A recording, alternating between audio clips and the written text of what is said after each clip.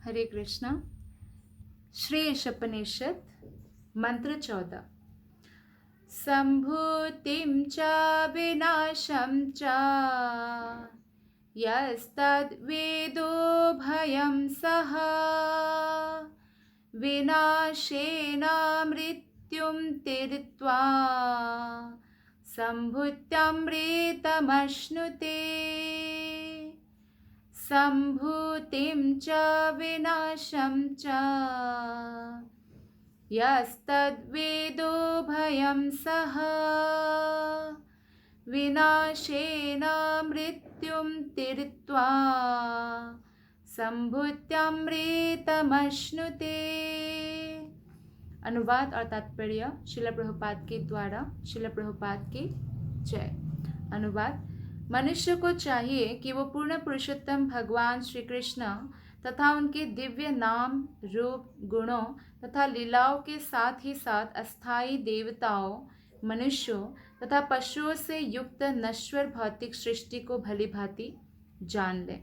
जब मनुष्य इन्हें जान लेता है तो मृत्यु एवं अनित्य दृश्य जगत को पार कर लेता है और भगवान के शाश्वत राज्य में आनंद तथा ज्ञान से युक्त शाश्वत जीवन भोगता है। तो ये जो मंत्र है इसमें इस बात पर बल दिया गया है कि हमें पूर्ण पुरुषोत्तम भगवान श्री कृष्ण को तो जानना ही है। उनका दिव्य नाम का हमें कीर्तन करना चाहिए, उनके गुणों का कीर्तन करना चाहिए, उनकी लीलाओं का जो है हमें कथा श्रवण करना चाहिए और कीर्तन करना चाहिए। तो भगवान के बारे में तो जानना ही चाहिए। आध्यात्मिक जगत के बारे में जानना तो ज़रूरी है ही, क्योंकि आध्यात्मिक जगत का ज्ञान बहुत लोगों को नहीं है। तो इसीलिए वो लोग सिर्फ स्वर्ग और नरक तक ही सीमित रहते हैं, या अच्छा काम करेंगे तो सोचते हैं स्वर्ग जाएंगे और गलत काम करेंगे तो सोचते हैं ये लोग नरक जाएंगे। लेकिन स्वर्ग नरक दोनों ही भौतिक जगत का ही हिस्सा है, यानी विनाश होता है। लेकिन आध्यात्मिक जगत शाश्वत रूप से रहता है, कभी भी किसी भी प्रलय में विनाश नहीं हो सकता है। तो इसलिए आध्यात्मिक जगत के बारे में जानना तो हमारा कर्तव्य है ही, लेकिन भौतिक जगत के बारे में भी, भौतिक जगत के नेचर के बारे में भी जानना ज़रूरी है। जैसे फॉर एग्ज़ाम्पल आपका कोई दोस्त है और आप उनके नेचर को जानते हैं, तो फिर उनके नेचर के हिसाब से उनके साथ कैसे डीलिंग करना है आपके लिए वो आसानी हो जाती है। लेकिन अगर आप नेचर को नहीं जानते हैं तो कई बार रिलेशनशिप को मेंटेन करने में दिक्कत हो सकता है। तो उसी तरह से भौतिक जगत का जो स्वभाव है, यहाँ पे मृत्यु अवश्यंभावी है। कोई भी हमेशा के लिए जीवित नहीं रह सकता। भगवान श्री कृष्ण ने 2 श्लोका में बताया है, अनित्यम असुखम लोकम। जो अनित्यम है, नित्य नहीं है, असुखम सुख नहीं है, दुख ज़्यादा है या दुख कम होने को सुख बोलते हैं। और जैसे कि आपका मौसम अभी गर्मी का मौसम है, मान लीजिए 45-50 डिग्री हो गया तो बहुत दुख है, लेकिन 45 डिग्री से एकदम से 30 डिग्री हो गया तो सुख हो गया। लेकिन ऐसा नहीं कि गर्मी कम हो गया है, लेकिन वो सुख ऐसा मानते हैं। तो कहने का तात्पर्य है कि भगवान ने और एक श्लोका में बोला, दुखालयम अशाश्वतम। दुखों का घर है दुखालय, जैसे पुस्तकों का घर पुस्तकालय, विद्या का घर विद्यालय, दुखों का घर दुखालय है। और अशाश्वतम, शाश्वत नहीं है यहाँ पे कोई भी। तो इसीलिए जो है भगवान के एक्चुअली क्रिएशन के बारे में बताते हैं। श्रीमद् भागवतम में भी विस्तार से बताया है। वो इसलिए ताकि हम जब भौतिक जगत को भी जान सकते हैं, देवता कौन है, मनुष्य कौन होते हैं, पशु पक्षी कैसे बनते हैं, तो फिर हमें आध्यात्मिक जगत और भौतिक जगत का जब हम एक तुलनात्मक विचार करेंगे, तुलना करेंगे, कंपेयर करेंगे, तो हम देखेंगे जैसे फॉर एग्जाम्पल यहाँ पे हर एक व्यक्ति मरता है। कोई भले ही देवता भी हो, कोई भले ही ब्रह्मा के पद में भी हो, तो भी मृत्यु आना है। भले ही ब्रह्मा जी करोड़ों करोड़ों वर्ष जीते हैं, देवताएं हजारों लाखों वर्ष जीते हैं, लेकिन मनुष्य 100 साल जीते हैं। और कोई जैसे कि छोटा छोटा कीड़ा मकोड़ा वो 3-4 घंटे या 2 दिन 3 दिन भी जीते हैं। लेकिन मृत्यु अवश्यंभावी है और आध्यात्मिक लोक में मृत्यु बिल्कुल नहीं है, कोई मरते नहीं है। तो तुलना कर सके जब दोनों जगत को जाने, तो फिर जैसे एग्जाम्पल है कि यहाँ पे दुख ही दुख है, आप कितना भी करो तो कुछ ना कुछ दुख आपके जीवन में आएगा। भले ही आपने जीवन में कभी प्रार्थना नहीं किया या कभी प्रयास नहीं किया दुख के लिए, सुख के लिए सब प्रयास करते हैं, फिर भी दुख मिलेगा। लेकिन वैकुंठ जगत में वैकुंठ, कोई कुंठा नहीं है, कोई चिंता नहीं है, कोई दुख नहीं है, सुख ही सुख है, असीम आनंद है और आनंद बढ़ता ही रहता है, गोलक धाम में बढ़ता ही रहता है, बढ़ता ही रहता है। तो ये डिफरेंस है। और यहाँ पे एंग्जाइटी है, वहाँ पे एंग्जाइटी नहीं है बिल्कुल। यहाँ पे हर एक व्यक्ति दूसरों को संदेह की नज़र से देखते हैं, खुद को परफेक्ट समझते हैं और प्रेम का बहुत अभाव है। जिस किसी को मिल गया निस्वार्थ प्रेम एक दूसरे का, तो ये बहुत बड़ी बात है, ये नेचर नहीं है भौतिक जगत का। भौतिक जगत में जो भी बद्ध आत्माएं आती हैं उनके अंदर धोखा देने की प्रवृत्ति होती है। आज बहुत अच्छा व्यवहार कर रहे हैं तो कल अगर परिस्थिति कुछ हो गया तो वो अपने चरित्र में नहीं रहते, ऐसा भी होता है, और वो तुरंत बदल जाते हैं, जिससे हमें धोखा मिलता है। और अपूर्ण इंद्रियों से वो कुछ भी कल्पना करके कुछ भी सल्यूशन देते हैं जो अपूर्ण होता है। तो इस प्रकार से आध्यात्मिक जगत में लेकिन इसका उल्टा है। जैसे गोलक धाम में खुद से ज़्यादा भरोसा, मतलब स्वयं से भी ज़्यादा विश्वास और स्वयं से भी ज़्यादा प्रेम हर एक व्यक्ति दूसरों से करते हैं। और हर एक का लक्ष्य वहाँ पे एक ही है, भगवान श्री कृष्ण की प्रसन्नता। और यहाँ पे हर एक का लक्ष्य अलग अलग है, इसलिए लड़ाइयाँ और मेल ना होना और ये सब चलता रहता है। तो ऐसे हज़ारों बातें हैं जो अगर हम तुलना करेंगे तो फिर हमें ऐसे पता चलेगा, जब हम भौतिक जगत को भी जानेंगे, आध्यात्मिक जगत को भी जानेंगे, देवता मनुष्य पशु पक्षी और भगवान को भी जानेंगे, तो क्या होगा, वो ज्ञान जब हमें होगा तो हम भगवत धाम जाने का प्रयत्न करने लगेंगे और फिर भौतिक जगत में हमें कैसे चलना है वो भी हम सीखने लगेंगे। जब मनुष्य इन्हें जान लेता है तो मृत्यु एवं अनित्य दृश्य जगत को पार कर लेता है। अनित्य, ये दृश्य जगत जो है अनित्य है और भगवान के शाश्वत राज्य में आनंद और ज्ञान से युक्त होकर शाश्वत जीवन भोगता है। कौन व्यक्ति नहीं चाहता है कि वो सेटल हो जाए परमानेंटली एक जगह पर? हर एक व्यक्ति का होता है ऐसा, मेंटल पीस के लिए। लेकिन इस भौतिक जगत में हम कितना ही बड़ा बंगला बना ले, अच्छे अच्छे गाड़ियाँ खरीद ले, भले ही कितने अच्छे परिवार मिले, लेकिन हम हमेशा के लिए नहीं रह सकते हैं। तो इसलिए यहाँ सेटलमेंट एक्चुअली इसका नेचर नहीं है भौतिक जगत का। हो सकता है कोई 80 साल के लिए 100 साल के लिए सेटल हो भी जाए एक जगह पे, जैसा वो चाहते हैं, अगर उनका बहुत अच्छा कर्म रहा है पूर्व जन्म में। लेकिन अन्यथा 100 साल होने पर तो उनको मृत्यु को आलिंगन करना ही है। तो अगर हमें सेटलमेंट चाहिए, सेटल होना है हमें, तो हमें परमानेंट हैप्पीनेस के बारे में सोचना चाहिए, जो कि केवल और केवल भगवान के धाम में ही संभव है। तात्पर्य में श्रील प्रभुपाद जी बताते हैं, ज्ञान की तथाकथित प्रगति के द्वारा मानव सभ्यता ने अनेक भौतिक वस्तुओं का आविष्कार किया है, जिनमें अंतरिक्ष यान तथा परमाणु शक्ति भी सम्मिलित है। फिर भी वह ऐसी स्थिति का निर्माण करने में विफल रही है जिसमें लोगों को मरना ना पड़े, फिर से जन्म ना लेना पड़े, बूढ़ा ना होना पड़े, बीमार ना होना पड़े। तो साइंटिस्ट लोग भले ही कितना भी प्रगति करें, हमारे जीवन का 4 मुख्य जो प्रॉब्लम है, जन्म मृत्यु बुढ़ापा और बीमारियाँ, तो उससे वो हमें मुक्त नहीं कर सकते। एक बीमारी का कुछ निकाल दिया दवाई तो दूसरी बीमारी, तो इस तरह से जो है वो बीमारियों को रोक नहीं सकते, बुढ़ापे को रोक नहीं सकते। हो सकता है प्लास्टिक सर्जरी कर दे, लेकिन उससे बुढ़ापा नहीं रुकेगा और मरेगा ही मरेगा इंसान। तो भले ही कोई चंद्रमा तक पहुंच जाए, चाहे कोई दूसरे ग्रह को पहचान ले कि और एक ग्रह है करके, लेकिन वहाँ पर जाकर भी मरना ही है। तो 4 मुख्य जो प्रॉब्लम है उसका कोई सल्यूशन साइंटिस्ट नहीं दे सकता है।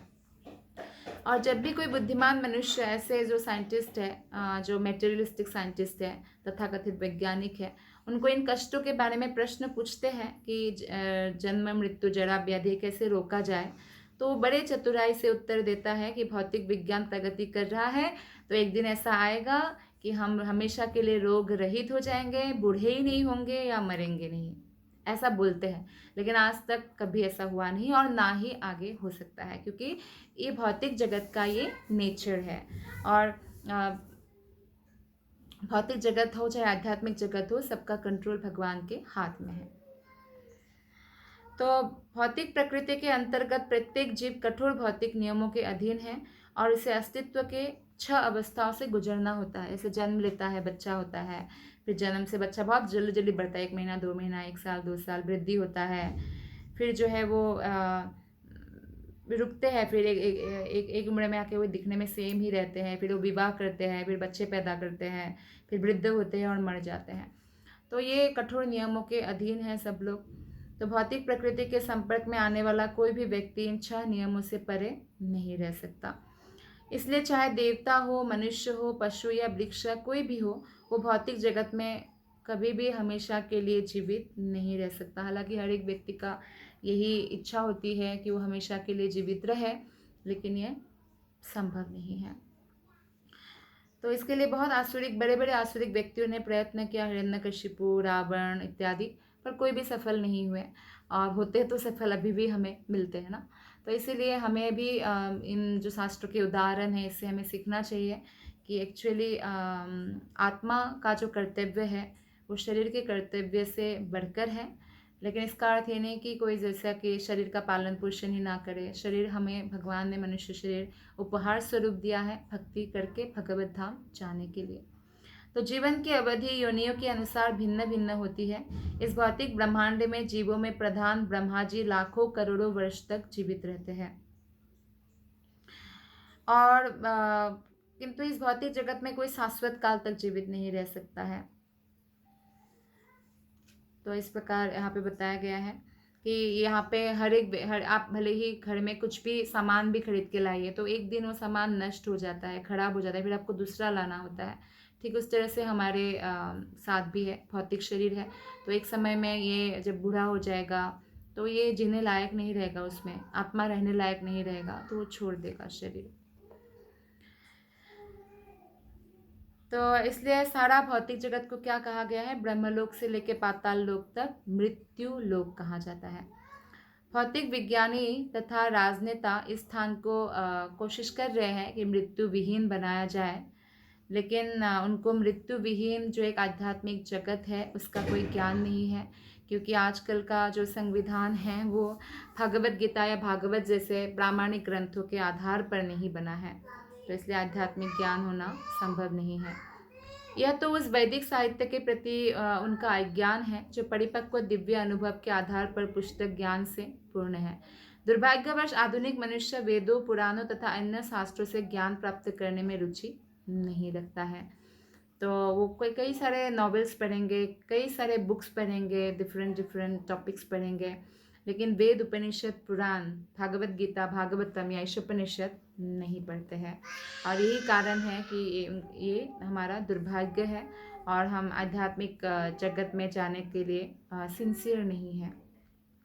विष्णु पुराण 6.7.61 से हमें निम्नलिखित जानकारी मिलती है। वो प्रभुपाद बताते हैं इसमें विष्णु पुराण से एक श्लोका। विष्णु शक्ति ही परा प्रोक्ता क्षेत्रज्ञाख्या तथा परा अविद्या कर्म संज्ञान्या तृतीया शक्ति ऋष्यते। पूर्ण पुरुषोत्तम भगवान विष्णु की विभिन्न शक्तियाँ हैं। ये परा यानी उत्तम और अपरा हीन कहलाती है। जीव पराशक्ति में आते हैं। भौतिक शक्ति जिसमें हम अभी फंसे हुए हैं वो अपराशक्ति है। हम अपराशक्ति में फंसे हुए हैं, लेकिन हम जीवात्मा हैं तो हम पराशक्ति है। आध्यात्मिक जगत पराशक्ति के अधीन है, पराशक्ति से चलती है।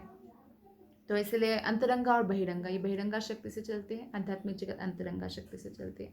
तो ये सारी शक्तियाँ जो है भगवान के ही दासियाँ हैं और भले ही बहिरंगा हो लेकिन फिर भी वो भी भगवान की ही सेवा कर रही है। तो इन्हीं शक्तियों से एक्चुअली सब कुछ संभव है या भौतिक सृष्टि संभव हुआ है और अपराशक्ति से। तो ये शक्ति जीव को अविद्या से आच्छादित कर लेती है और उन्हें सकाम कर्म के लिए प्रेरित करती है। फिर भी भगवान की उत्तम शक्ति का और एक भाग है और जो इस भौतिक अपराशक्ति और जीवों से भिन्न है। उत्कृष्ट मतलब जो शक्ति है वो अंतरंगा शक्ति है, और भगवान का शाश्वत या अमर धाम उसी शक्ति के द्वारा परिचालित होता है। और इस भौतिक जगत में रहने के बावजूद भी कोई व्यक्ति अगर कृष्ण भक्ति में दृढ़ता से लगे रहते हैं तो बहिरंगा शक्ति ही अंतरंगा शक्ति में परिवर्तित होकर उनको हर तरह से जो है मदद करती है, सहायता करते हैं। तो जैसे कि आप एक ही विद्युत शक्ति को हीटर की तरह भी यूज़ कर सकते, एसी की तरह भी। तो कृष्ण की कृपा से इस प्रकार उस व्यक्ति को दैवी संरक्षण प्राप्त होता है। इसकी पुष्टि भगवद गीता 8.20 में हुई है। परस्तस्मात्तु भावुन्य व्यक्तो व्यक्तात् सनातनः यः स सर्वेषु भूतेषु नश्यत्सु न विनश्यति। सारे भौतिक लोक ऊर्ध्व, निम्न तथा मध्य लोक, जिनमें सूर्य, चंद्र तथा शुक्र सम्मिलित है, ब्रह्मांड भर में बिखरे हुए हैं, ये सारे लोग ब्रह्मा के जीवन काल तक ही रहते हैं। लेकिन कुछ निम्न लोक हैं जो ब्रह्मा के जब रात होती है, ब्रह्मा जब सो जाते हैं तो नीचे का लोक जो है वो नष्ट हो जाता है, स्वर्ग लोक से जगह नीचे। लेकिन ऊपर का लोक जो है ब्रह्मलोक, जनलोक, महरलोक, ये कभी नष्ट नहीं होता है और निम्न लोक नष्ट हो जाता है। फिर ब्रह्मा के दूसरे दिन जब ब्रह्मा जी का दिन हो जाता है, ब्रह्मा जी उठ जाते हैं सोकर, तब फिर से वो संरचना करते हैं निम्न लोकों का। तो ऊर्ध्व लोकों में समय की गणना भिन्न रीति से होती है। जैसे फॉर एग्जांपल हमारे पृथ्वी लोक है, तो पृथ्वी लोक में जो 1 साल है वो स्वर्ग लोक में 1 दिन है सिर्फ, तो भिन्न रीति से होता है। तो अनेक उच्चतर लोकों में हमारा 1 वर्ष 1 दिन और 1 रात्रि 24 घंटे के बराबर होता है। और इन लोकों की काल माप के अनुसार पृथ्वी के जो चारों युग है, सत्य, त्रेता, द्वापर, कलियुग, उनके केवल 12,000 वर्ष तक रहते हैं। तो यह इस काल को 1000 से गुना किया जाए तो ब्रह्मा के 1 दिन के तुल्य होगा, और ब्रह्मा की 1 रात भी इतनी होती है। तो जैसे उनका 12,000 वर्ष तक रहते हैं, या हमारे यहाँ पे जो मनुष्य 100 साल रहते हैं, लेकिन ब्रह्मा का सत्य, त्रेता, द्वापर, कलियुग जो है 1000 बार जो है घूमेगा ये चक्र, तब जाके 12 घंटा होगा। और ब्रह्मा का रात भी उतना ही बड़ा है। तो आप समझिए कि ब्रह्मा का जीवन कितना बड़ा होगा, वो भी 100 साल जीते हैं। तो ब्रह्मा के जीवन का जब अंत हो जाता है तो संपूर्ण भौतिक सृष्टि विनष्ट हो जाती है। तो ऐसा जीव जो सूर्यलोक में या चंद्रलोक में निवास करते हैं, तथा वे जो मर्त्य लोक में, जिसमें पृथ्वी तथा नीचे के बहुत सारे ग्रह अतल, वितल, सुतल, तलातल, रसातल आदि सम्मिलित है, उसमें निवास करते हैं, सभी रात्रि, ब्रह्मा की रात्रि के समय प्रलय जल में डूब जाते हैं। इस काल में कोई भी जीव या योनि प्रकट अवस्था में नहीं रहते, आध्यात्मिक दृष्टि से बने रहते हैं। आत्मा का कभी मृत्यु नहीं होता, लेकिन शरीर का मृत्यु होता है। तो ये अप्रकट अवस्था अव्यक्त कहलाती है। लेकिन जब ब्रह्मा के आयु का अंत होता है, एक तो हुआ कि ब्रह्मा की रात में स्वर्ग से लेकर नीचे के लोग नष्ट हो गया, प्रलय हो गया, और जब ब्रह्मा के जीवन का अंत होता है तो भी एक ऐसी अवस्था आती है, तब तो सब कुछ ब्रह्मलोक भी सब जो है नष्ट हो जाता है। तो ये अन्य एक अव्यक्त अवस्था है। लेकिन ये जो 2 अव्यक्त अवस्था है, जो ब्रह्मा की रात्रि में हुआ, नष्ट हुआ नीचे के सारा लोक, और जो ब्रह्मा के जीवन संपन्न होने पर पूरे भौतिक ब्रह्मांड का नष्ट हो गया, ये दोनों अव्यक्त अवस्थाओं से भी और एक अव्यक्त अवस्था है, वो है आध्यात्मिक आकाश या प्रकृति। तो अगर हर मनुष्य आध्यात्मिक आकाश में जाने के लिए, अर्थात आध्यात्मिक जीवन को अपनाते हैं, तो वो मृत्यु के होने पर भगवत धाम ही जाएंगे। इस आकाश में अनेक आध्यात्मिक लोक हैं, और वे उस समय भी शाश्वत रूप से बने रहते हैं जब इस भौतिक ब्रह्मांड के सारे लोक ब्रह्मा के जीवन की समाप्ति पर नष्ट हो जाते हैं। तो आध्यात्मिक लोक का कभी भी विनाश नहीं होता है। तो भौतिक ब्रह्मांड बहुत सारा है, हजारों है, और इसमें से प्रत्येक ब्रह्मांड में एक ब्रह्मा होते हैं जो पूरे ब्रह्मांड का एक प्रकार से राजा है, मैनेजर है। और यह पूरा दृश्य जगत जो अनेक ब्रह्मांडों के, अनेक ब्रह्माओं के अधिकार में है, वो क्या है, भगवान के, मान लीजिए पूरे भगवान की सृष्टि को अगर हम एक गोलाकार में रखें, तो उसका हम 4 भाग करें उस गोलाकार का, तो उसका एक भाग बस भौतिक ब्रह्मांड है, भौतिक जगत है, बाकी तीनों भाग आध्यात्मिक जगत है। तो कई बार लोगों के मन में ये प्रश्न आता है कि अगर सब लोग चले जाएंगे तो वैकुंठ में भी तो भीड़ भाड़ हो जाएगी, लाइक दैट। तो हमें चिंता करने की ज़रूरत नहीं है, वैकुंठ अनलिमिटेड है, उसमें स्पेस टाइम अनलिमिटेड है। तो ये बहुत अच्छी बात होगी कि हम सब लोग ही वैकुंठ जाए और जेल खाली हो। कोई भी राजा दुखी नहीं होंगे कि उनका जेल खाली पड़ा हुआ है ना। ये भौतिक संसार जेल जैसा है। तो आध्यात्मिक प्रकृति जो है वो आध्यात्मिक जगत में जब हम जाना चाहते हैं तो हमें भगवान कृष्ण के शरणागत होना चाहिए, क्योंकि कृष्णा विष्णु के बिना कोई भी हमें आध्यात्मिक जगत तक नहीं लेके जा सकते। उनकी भक्ति के बिना हम उस मुक्त अवस्था को प्राप्त नहीं कर सकते हैं। तो भौतिक ब्रह्मांड अनेक है और इसमें से प्रत्येक ब्रह्मांड में ब्रह्मा का अधिकार है और परमेश्वर की मात्र 1/4 शक्ति का प्रदर्शन है भौतिक ब्रह्मांड। तो एक पाद विभूति बोला गया है। यह अपरा अर्थात निकृष्ट शक्ति है और ब्रह्मा के अधिकार के क्षेत्र के परे जो है आध्यात्मिक प्रकृति, वो पूरे सृष्टि का जैसे एक भाग भौतिक है और बाकी 3 भाग आध्यात्मिक है, तो उनको बोलते त्रिपाद विभूति, और जो एक भाग है उसको बोलते एकपाद विभूति।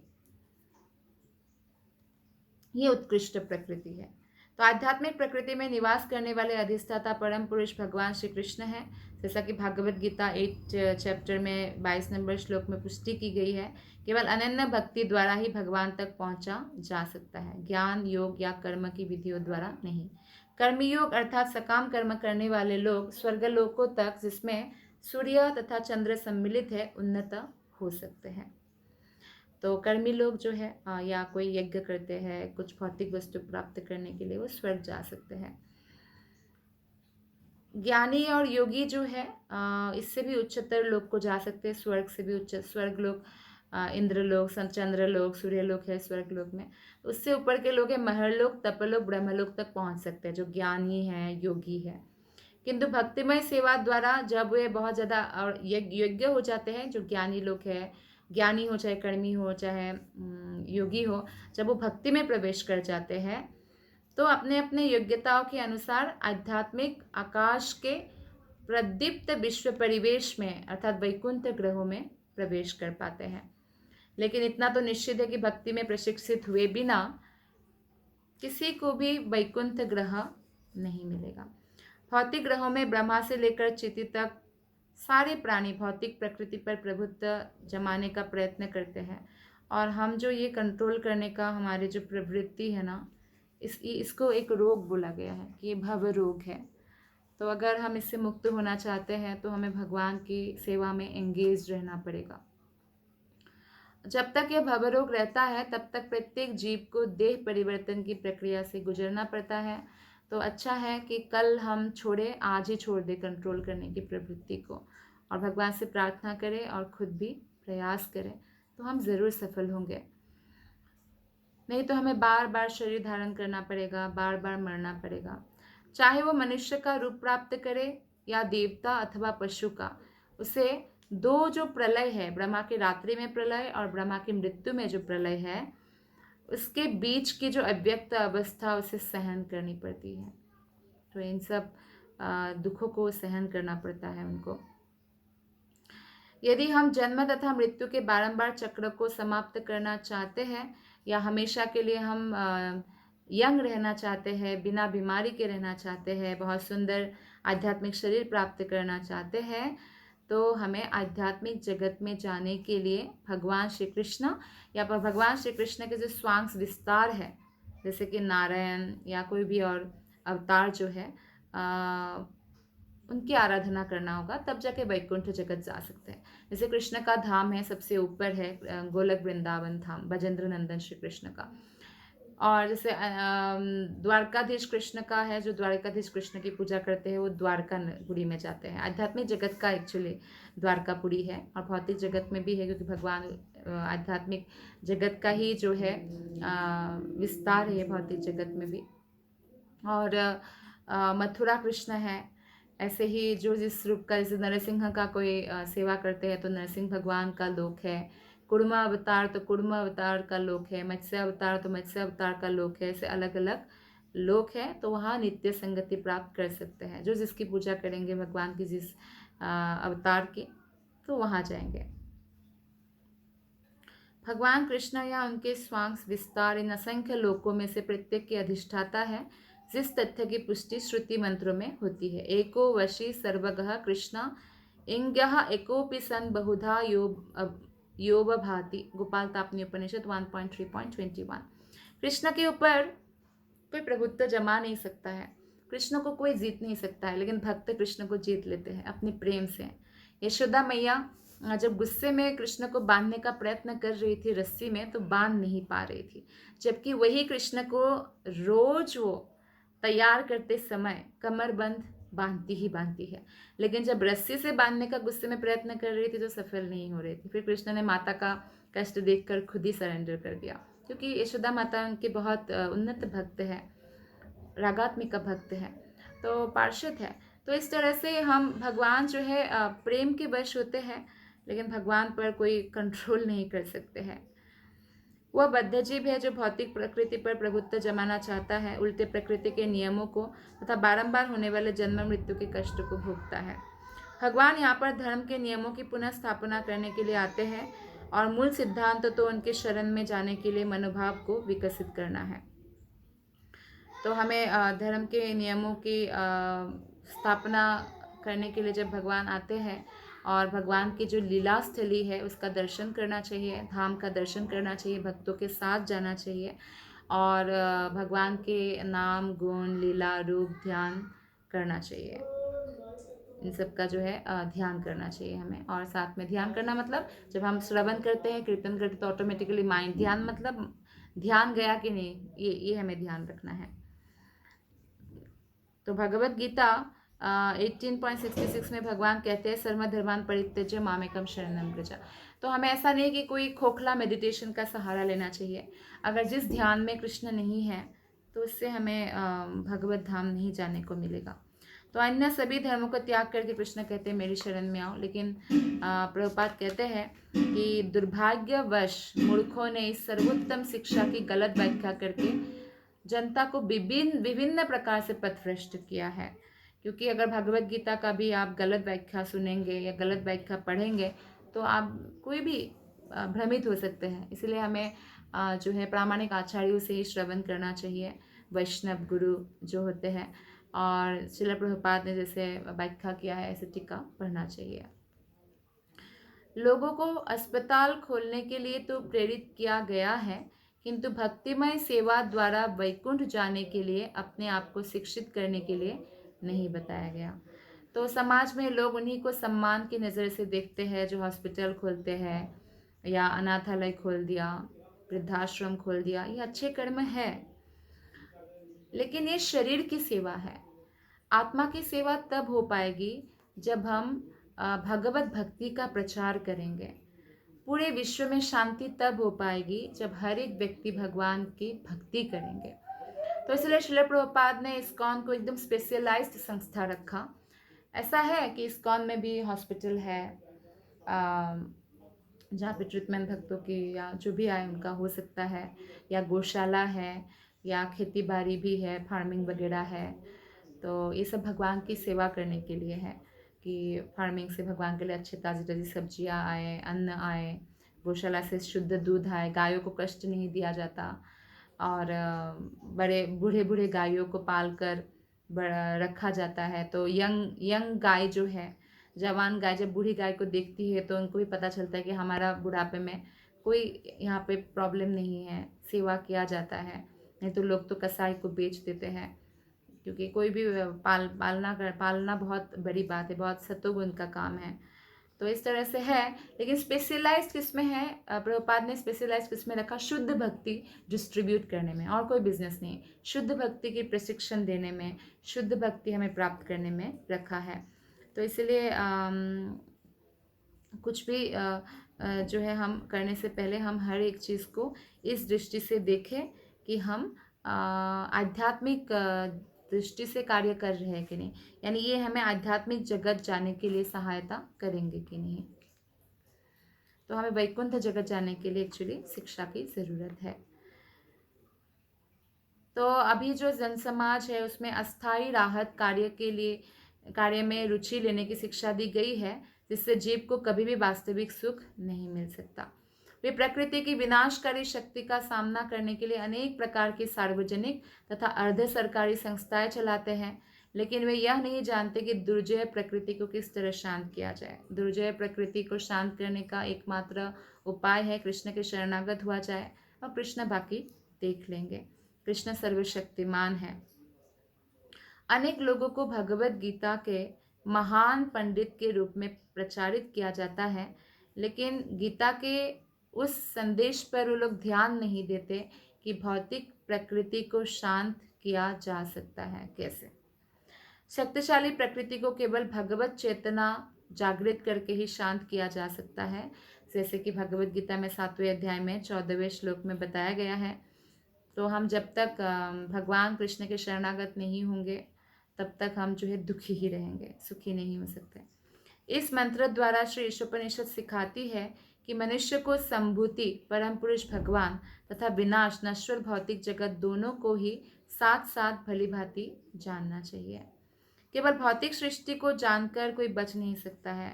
वैज्ञानिक भौतिक सृष्टि का कितना ही रिसर्च कर ले, उससे वो मृत्यु से नहीं बच सकते हैं, बल्कि प्रति क्षण एक एक दिन जो समय नष्ट हो रहा है मृत्यु की ओर आगे बढ़ते जाएंगे, विनाशशीलता की ओर आगे जाते रहेंगे। अहन्यहनि भूतानि गच्छन्तीह यमालयम। ना ही अस्पताल खोलकर किसी को इस विनाश लीला से बचाया जा सकता है। हाँ, थोड़ा राहत मिल सकता है कि हाँ डॉक्टर मिल गए तो मेडिसिन दे दिया तो बीमारी ठीक हो गई, लेकिन मृत्यु से बचाने का भी शिक्षा देना चाहिए। केवल आनंद तथा ज्ञान से पूर्ण शाश्वत जीवन की पूरी जानकारी से ही किसी को बचाया जा सकता है। तो श्रील प्रभुपाद कहते हैं कि संपूर्ण वैदिक योजना मनुष्य को शाश्वत जीवन की उपलब्धि की इस कला में शिक्षित करना है। तो हमें खुद सिंसियर होना पड़ेगा, क्योंकि कोई स्कूल तो है नहीं कि स्कूल टीचर पीछे पड़े रहेंगे या पेरेंट्स को फ़ोन कर देंगे कि आपका बेटा होमवर्क करके नहीं आया। तो हमें भक्ति में स्वयं सिंसियर होना पड़ेगा। और लोग प्रायः इंद्रिय तृप्ति पर आधारित जो है आकर्षक जो वस्तु है उसके प्रति भ्रमित हो जाते हैं, लेकिन इंद्रिय विषयों के प्रति की जाने वाली सेवा पथभ्रष्ट करने वाली है और नीचे गिराने वाली है। इसलिए हमें किसी की इंद्रिय तृप्ति की सेवा ना करते हुए आत्मा तृप्ति, उनका आत्मा को तृप्ति मिले, संतुष्टि मिले, और आत्मा तभी संतुष्ट हो सकते हैं जब वो भगवान की भक्ति में रत हो जाए। अतएव हमें अपने आप को तथा अपने संगी को सही ढंग से बचाना चाहिए।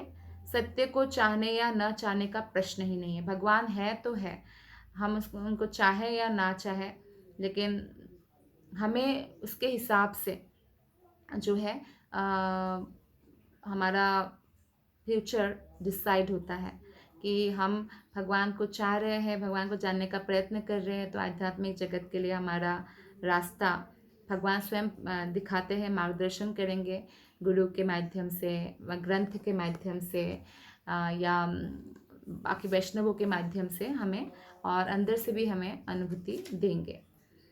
तो इसलिए अगर हम किसी से प्रेम करते हैं, भले ही वो पति पत्नी हो या फ्रेंड्स हो, कोई भी हो, तो उनको भगवत भक्ति के लिए प्रेरित करना चाहिए, क्योंकि सत्य तो सत्य है। ऐसा नहीं हो सकता कि सत्य असत्य हो जाए। सत्य मतलब परम सत्य, भगवान का अस्तित्व नकारने से ना नहीं हो जाता है। तो यदि हम बारंबार होने वाले जन्म मृत्यु के चक्र से बचना चाहते हैं तो हमें भगवान की भक्तिमय सेवा ग्रहण करनी चाहिए। इसमें कोई समझौता नहीं हो सकता, क्योंकि ये तो अनिवार्यता का विषय, ये तो कंपलसरी सब्जेक्ट है कि मनुष्य शरीर मिला है तो भक्ति करना ही होगा, नहीं तो हमारा जीवन व्यर्थ हो जाएगा। यही इस श्लोक में बताया गया है, इस मंत्र में, कि हमें भगवान के बारे में जानना चाहिए और इस भौतिक जगत का भी जो स्वभाव है उसके बारे में जानना चाहिए और भगवत धाम जानने का प्रयत्न करना चाहिए। Thank you very much. Hare Krishna.